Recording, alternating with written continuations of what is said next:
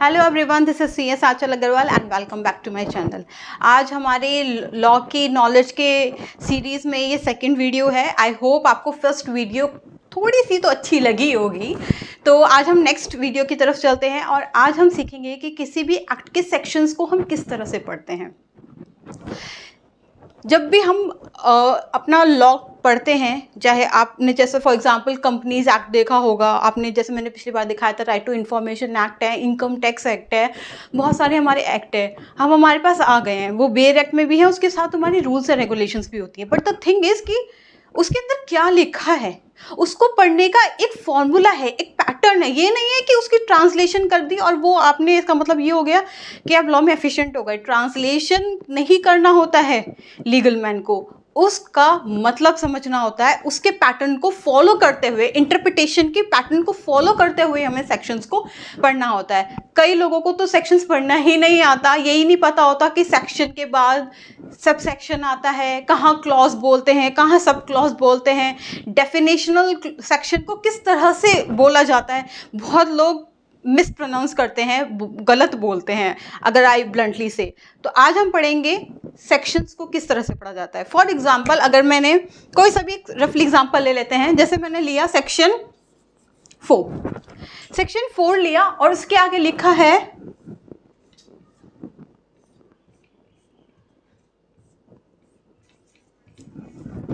अब हम इसको किस तरह से बोलेंगे।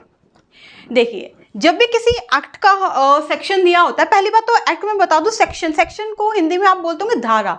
तो कोई भी एक्ट जो होती है सेक्शंस के अंदर डिवाइडेड होती है, वो एक कंटिन्यूटी में होती है, जैसे 1, 2, section 3, section 4, section 5, section 6 and so on. जैसे मैं अगर कंपनीज एक्ट की बात लूँ तो कंपनीज एक्ट के अंदर 470 सेक्शंस हैं।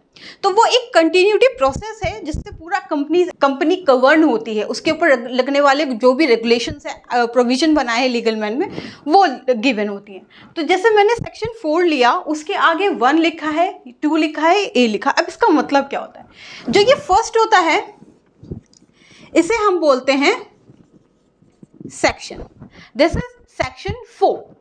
सेक्शन के आगे जब ये कोई ये लिखा होता है तो इसे बोलते हैं, दिस इज कॉल्ड सबसेक्शन। अब सबसेक्शन के आगे क्या लिखा हो तो उसको क्या कहेंगे हम? तो इसे कहते हैं हम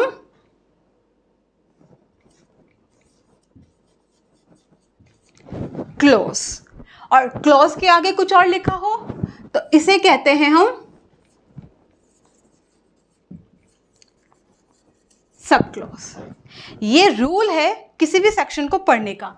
सेक्शन के बाद लिखा होता है सबसेक्शन, उसके बाद आता है आपका क्लॉज, उसके बाद आता है आपका sub clause.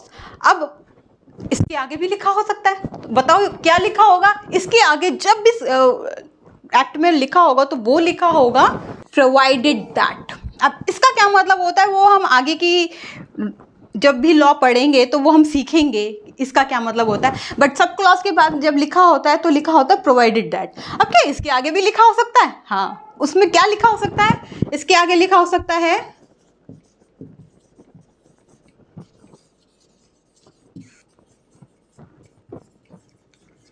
Provided further that. अगर इसके बाद कुछ लिखा होगा एक्ट में, आप किसी भी एक्ट को देख लीजिए, किसी भी एक्ट को उठा के देख लीजिए, हमेशा यही पैटर्न फॉलो होगा। तो उसके आगे लिखा होगा प्रोवाइडेड फर्दर दैट। अब क्या इसके आगे भी लिखा हो सकता है? हाँ, लिखा हो सकता है। तो कैसे लिखेंगे?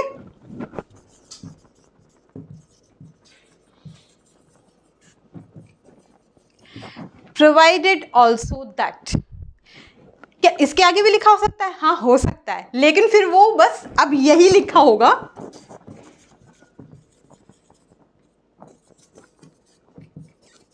प्रोवाइडेड ऑल्सो दैट, यही चलता रहेगा। अब इसके अलावा और कोई फॉर्मूला नहीं है कि आप इसके अंदर ऐड कर दो। तो हमेशा सेक्शंस को इस फॉर्मूले से पढ़ना है। पहला होता है सेक्शन, उसके बाद आता है आपका subsection, then clause and then sub clause. Usually हमेशा सेक्शन के बाद सबसेक्शन आते हैं, बहुत ही कम जगह, कभी कभी हमेशा सेक्शन के बाद सब सेक्शन ही आता है जनरली, बट कुछ जगहों पे सेक्शन के बाद क्लॉज भी आता है। अब वो कब आता है, क्यों आता है, उसका क्या लॉजिक है, इसके लिए मैं दूसरी वीडियो बनाऊंगी, आप उसको ज़रूर देखिएगा। बट इसमें फ़िलहाल आपको समझ में आया होगा कि एक सेक्शन को पढ़ने का तरीका क्या होता है। करेक्ट वे यही होता है, आपको इसी कंटिन्यूटी में सेक्शन को पढ़ना होता है। अब इसका क्या मतलब होता है लॉ में, वो तो जब हम कोई एक्ट पढ़ेंगे, जब मैं आपको पढ़ाऊंगी तब आपको पता चलेगा कि इसका क्या मतलब है, इसका क्या मतलब है, इसका क्या मतलब है, वो तब आएगा। बट ये बेसिक स्ट्रक्चर है जो मैं आपको बता रही हूँ लॉ पढ़ने का। आई होप ये आपको वीडियो पसंद आई होगी। तो do like share my channel, और इसको आप जितना हो सके शेयर कीजिए और सब्सक्राइब ज़रूर कीजिए, ताकि मेरी ऐसी ही बढ़िया से बढ़िया शानदार वीडियो आपके पास पहुंचती है। Till then bye bye.